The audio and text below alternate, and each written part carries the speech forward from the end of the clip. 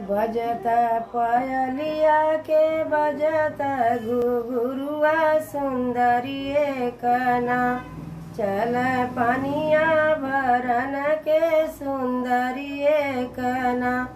बजता पायलिया के बजता घुघुरुआ सुंदर कना।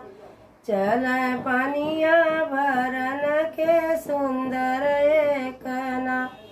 भरी के पनिया रखली कररवा जो हई लगना। अपने स्वामी जी के बटिया जो हयो लगना।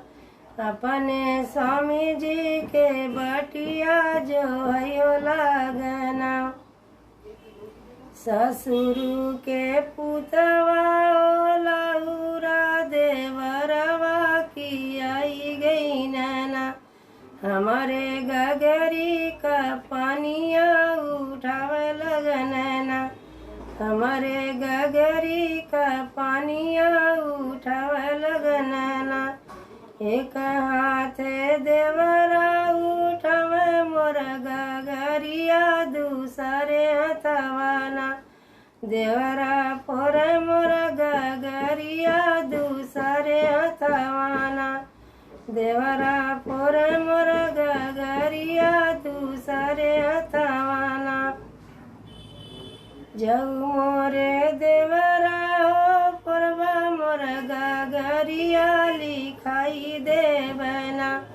ओई थाने मेरा पटिया लिखाइयो देवना।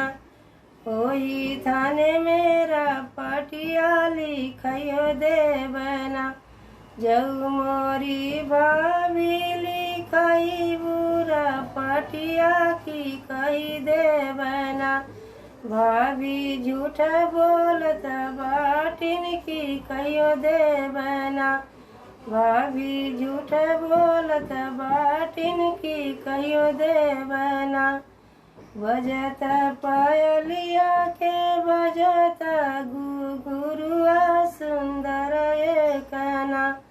चल पानिया भरन के सुंदरी